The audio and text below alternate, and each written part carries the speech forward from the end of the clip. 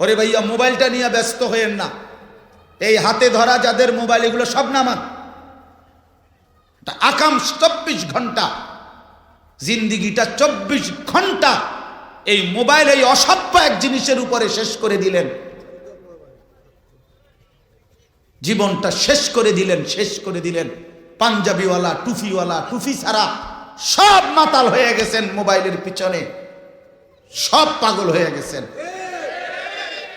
কে আপনাদের মাথায় ঢুকাইলো যে পৃথিবীর সব কিছু মোবাইলে উঠাইতে হবে? কে বলল আপনাদেরকে? আপনারাই জানেন। যেটা পান, যেখানে পান, আলেম, ওলামা, নামাজি, দিনদার, কিচ্ছুর কোনো আচার বিচার নাই। যেটা পাও শুধু ছবি উঠাও। গরু, ছাগল, মানুষ, হুজুর, পাবলিক, বেডা, বেডি, জুয়ান, বুড়া, হ্যাঁ, কুকুর, বিড়াল, সাপ, বিচ্ছু, যা পাও তা উঠাও, যা পাও। এই মরণ নেশা, এই পাগলা নেশা বরবাদ করে ফকির বানায়া আমাদেরকে ছেড়ে দিবে, মনে রেখে। এই অসভ্য নেশা, এই মাতাল নেশা, এই পাগলা নেশা বন্ধু একদিন বরবাদ করে দিবে। সারাক্ষণ মোবাইল নিয়ে ব্যস্ততা, কি জিন্দিগি, এ কিসের জীবন ভাইয়া? এটা কি ধরনের কথা? এটা কি ধরনের? এখানের সবগুলো মানুষের ছবি উঠাইলে কি হবে? ঘুরাই ঘুরাইয়া ছবি উঠাইলে কি হবেটা কি? কবর রাজাব মাপ। কথা বলেন না কেন? বাংলাদেশের 100 বক্তার ছবি কারো মোবাইলের মধ্যে যদি থাকে, কবরের আযাব মাফ তো? 1 লক্ষ ওয়াজ যদি কারো মোবাইলে থাকে, ফেরেশতা শুধু কবরে যাওয়ার সময় বলবে যে জি মোবাইলটা একটু জমা দেন, এটা চেক করেই আপনাকে বেহেশত দিতেছি। বেহেশত আপনার আব্বার বাড়ি, হ্যাঁ, বেহেশত মামুর বাড়ি। তাইলে প্রিয় ভাই আমার, বন্ধু আমার, নওজোয়ান সাথী আমার, প্রত্যেকের উচিত ওলামায়ে কেরামের প্রতিটা কথা, প্রত্যেকটা আলোচকের ওয়াজ চোখের দিকে তাকাইয়া মনোযোগ দিয়ে শোনা। নজরের সাংঘাতিক বরকত ভাই আমার, চোখের সাংঘাতিক বরকত। সমস্ত যুগ যুগ ধরে বুজুর্গরা, ওলামায়ে কেরাম, আল্লাহর প্রিয় বান্দাগণ বলে আসছে যে দিন হোতা হে বুজুর্গোं की নজর সে পয়দা। আল্লাহ ওয়ালার নজর দ্বারা মানুষের মধ্যে দিনদারি আসে, জীবন বদলে যায়, জীবন বদলে যায়, জীবন বদলে যায়। কোন আল্লাহ ওয়ালার নজর পড়লে জিন্দিগি বদলায়। কোন আল্লাহ ওয়ালার সাথে যার সোহবত নাই, সান্নিধ্য নাই, নিজে নিজে পণ্ডিত, এমন পণ্ডিত খুব বেশি দূর আগাইতে পারে না, খুব বেশি দূর আগাইতে পারে না। এই নওজোয়ান সাথী ওলামায়ে কেরাম যারা, আপনাদেরকে বললাম, নওজোয়ান অনেক আলেম আছেন এখানে মাশাআল্লাহ। আপনাদের কাছে অনুরোধ, এক ছোট ভাই অনুরোধ করলাম, নিজে নিজে মোবাইল আর নিজে নিজে নিজের বুদ্ধিতে ইসলামের কাজ করিলেও আগাইতে পারতেন না। আমি বললাম আগাইতে পারতেন না। কোন আল্লাহওয়ালা, হক্কানি, রব্বানি, মুত্তাকি কোন আরেফের সোহবতে থেকে দ্বীনের কাজ করেন, তাইলে ইনশাআল্লাহ আগাইতে পারবেন। আর নাই তো একটা সময় ওলামায়ে কেরাম থেকে, আহলুল্লাহদের সোহবত থেকে বঞ্চিত ব্যক্তি শেষ পর্যন্ত গোটা পৃথিবীর সমস্ত লক্ষ লক্ষ ওলামায়ে কেরামের বিরোধিতায় করে, সম্পূর্ণ বিরোধিতা করে, অল্প কিছু জেনারেল মানুষকে নিয়ে দাওয়াতের নামে, তাবলীগের নামে গোটা পৃথিবীর ফিতনার এই দ্বার উন্মোচন করেছে। একমাত্র কারণ কোন আল্লাহওয়ালার সোহবত থেকে বঞ্চিত ছিল ওই ব্যক্তিটা, আর কোন কারণ। কারো সান্নিধ্য নেয় নাই, নিজের পণ্ডিতি, নিজের মাতবরি,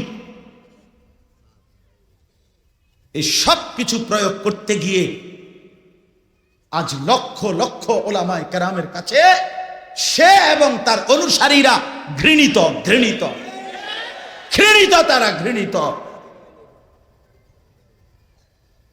এটা জরুরি বন্ধু আমার। মোবাইল নির্ভর জীবন নয়, আল্লাহওয়ালার সাথে সম্পর্কওয়ালা জীবন বানাবো। বলেন ইনশাআল্লাহ। কি ইনশাআল্লাহ? এটা কোন কি? আল্লাহওয়ালাদের সাথে সম্পর্ক নির্ভর জীবন বানাবো, এইটা কোন? হ্যাঁ এই কয় না, এই কথা এটা বুঝলে শুধু ইনশাল্লাহ কইলে হইতো না, এটা পুরোটা কর। আল্লাহ আমাদেরকে তৌফিক দান করেন। তো আল্লাহ তাআলা বলবেন কাল্লা, না না ফরমান, আর কোনোদিন ফিরতে পারবা না। ইন্নাহা কালিমাতুন হিয়া কাইলুহা হুয়া কাইলুহা। আল্লাহ বলেন আমি জানি মালাকুল মউত আজরাইলকে দেখে আজকে যে তুমি দুনিয়ায় থাকতে চাচ্ছ এটা তোমার কথার কথা, তোমার এটা হুদা কথা, মানে বাঁচনের লাগে। তুমি যখন বুঝছো যে তোমার এখন শক্ত ফিডা দিব, আসার দিবন, এই জন্য তুমি এখন আজরাইলের হাত থেকে বাঁচতে চাচ্ছ।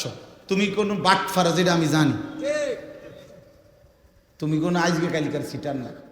এরকম বহুদিন গেছে তোমার বিপদে, মুসিবতে, পেরেশানিতে, অ্যাক্সিডেন্টে, হসপিটালে, রোগের সময় তুমি আমি আল্লাহরে বহুত ডাকছো, বলছো এবার একদম ভালো হয়ে যাবো হুজুর, একের তারের মতো সোজা।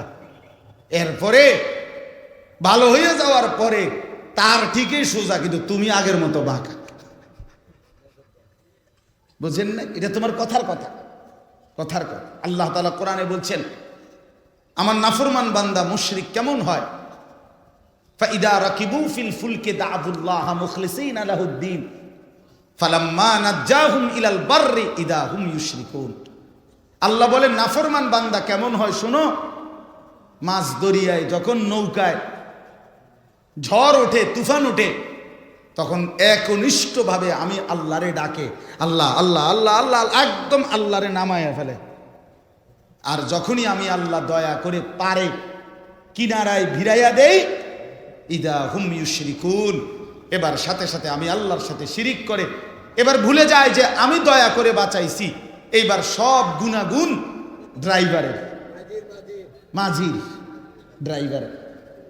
এতক্ষণ সিএনজি অ্যাক্সিডেন্ট করতে লাগছে, এতক্ষণ বলছে আল্লাহ আল্লাহ আল্লাহ আল্লাহ আল্লাহ আল্লাহ আল্লাহ, বাইচা গেছে। আর এখন কয়তে একটা ড্রাইভার, হ্যাঁ তার ড্রাইভার, হ্যাঁ একটা সেরকম জাত ড্রাইভার, তার 14 গোষ্ঠী ড্রাইভার, তার আর বংশের সবাই ড্রাইভার। তে মারফেটের থেকে গাড়ি চালাইতে চালাইতে আসছে, মানে এত গুণাগুণ। এইবার সব গুণ হইল এই ড্রাইভারের, মাঝির। এতক্ষণ ডাকছিল কাকে? আল্লাহ। হ্যাঁ, এই জন্য আল্লাহ তাআলা বলেন ইন্নাহা কালিমাতুন হুয়া কাইলুহা। আরে বেটা, এটা তোর কথার কথা।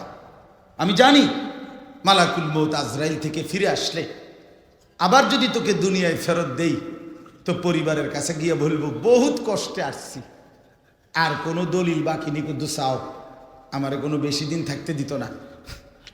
আর কোনো কেউ জমি বেচবে কিনা জিজ্ঞাসা করো, শেষ কিনাটা কিনা যায়। আইসি 15-20 দিনের লেগে বলে, তার মানে আবার সে দুনিয়ায় ডুবে যাবে, আবার দুনিয়ায় ডুবে যাবে, আল্লাহকে ভুলে যাবে। আল্লাহ বলেন বান্দা, অতএব মালাকুল মউত আজরাইলকে আমি আনবার পরে আর কাউকে কোনো দিন ফেরত দেই না। তো আমার উদ্দেশ্য ছিল কি বলা, এর পরের শব্দটা বলা। এরপরে ওই আয়াতের শেষ অংশ হইল আল্লাহ তাআলা বলেন ওয়ামিন ওয়ারাইহিম বারযাখুন ইলা ইয়াউমি ইউবাসুন। হে বান্দা, এই এখন থেকে নিয়ে আবার পুনরায় তোমাকে কবরে উঠানো, হাসরের ময়দানে উঠানো পর্যন্ত এই বারজাখ মানে কবরের জীবন, বারজাখের এই জীবন, এখানেই তুমি পড়ে থাকো। এই আয়াত দ্বারা স্পষ্ট বোঝা গেল কবরের জীবন সত্য। কবরের জীবন কি বলেন না? সত্য, সত্য। কোন মানুষের মৃত্যু মানেই কবরের জীবন। ফি নাফসিহি, ওই মাটির যেই কবর, এখানেই তাকে দাফন করতে হবে, এটা জরুরি না। কথা বুঝছেননি? কেউ যদি আগুনে পুড়ে যায়, পানিতে ভেসে যায়, বাঘের পেটে চলে যায়, গহীন অরণ্যে হারিয়ে যায়, পচে গলে লাশ ছিন্ন ভিন্ন হয়ে যায়, কেউ দাফন করে নাই, কবর জোটে নাই, তাহলে কোনো অসুবিধা নাই। কবর এটা একটা পরিভাষা, বারজাখ এটা একটা পরিভাষা, অর্থাৎ মৃত্যুর পর থেকে নিয়ে ইসরাফিলের দ্বিতীয় ফুতে হাসরের ময়দানে উঠা পর্যন্ত যেই সময়টা, এটাকেই বলে কবর জীবন, বারজাখের জীবন। এবার কেউ যদি সরাসরি মাটিতে দাফনও হয়, অথবা যদি দাফন নাও হয় তারপরেও তার কবর জীবনের যে শান্তি কিংবা শাস্তি উভয়টা আল্লাহর কুদরতে মিলেই যাবে, মিলেই যাবে। কিভাবে হবে সেইটা কিভাবে হবে এটা আপনি সচক্ষে দেখেন নাই, দেখেই তো এটা ঈমান বিল গায়ব। এই জন্যই তো এটা অদৃশ্যের বিশ্বাস, দেখলে তো আর এটা অদৃশ্যের বিশ্বাস হইতো না।